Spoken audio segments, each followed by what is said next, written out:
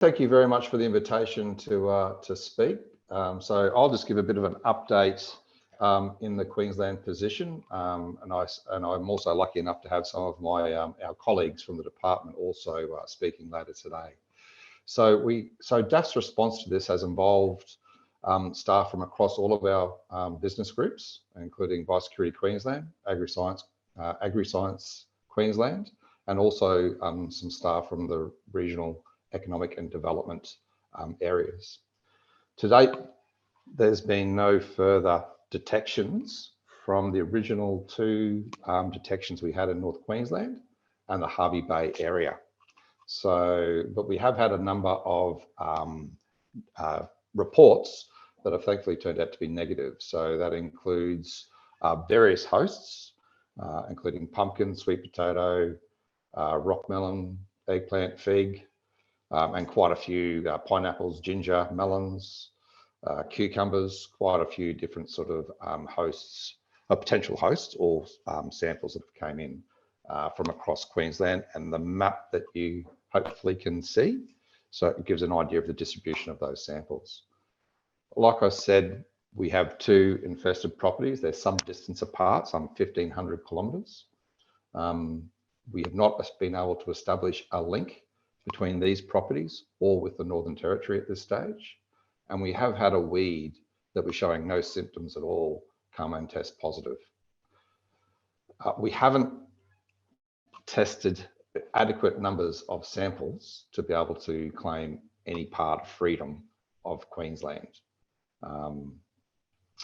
So this is something that we really would like to work with our industry partners to address. To that end, we have a communication and stakeholder engagement is being undertaken to try and increase grower awareness and educate on the symptoms of guava root knot and encourage surveillance and reporting to assist us determine its spread within Queensland. We've undertaken some social media posts across the major horticultural production areas of Queensland, and we've had some public sort of samples with those. We have had the submission of samples from, like I said earlier, from across most of these growing regions, including from both commercial and residential properties. One thing we're particularly wanting to do is to really engage at a regional level with the grower and industry groups to encourage sampling. So to that end, we've actually engaged with those local grower groups and developed some kits where samples can be submitted. And we're doing this so we get a better understanding of the extent of the pest in Queensland, to gain a better understanding of the host range in Australia, and to also assist with the, to assess, the damage and what assistance to develop management techniques. Like our colleagues in Northern Territory, the big thing that we'd like to sort of try and promote is on-farm biosecurity.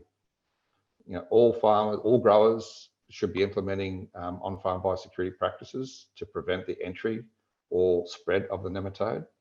Practices such as decontamination of shared equipment is critical, as this is considered one of the highest pathways for the spread of guava root knot. If a sample does become positive, what we do is we do contact the property owner, and we look at it from a DAF perspective. So certainly biosecurity is involved, but what we want to try and do there is understand and undertake an assessment of the site to try and give some options to help minimise and sort of give some advice in relation to minimise the spread, but also give some advice in relation to the management of guava root knot. And so we can discuss these things with the owner. The owner's details and the site details will always be kept private and not be made public.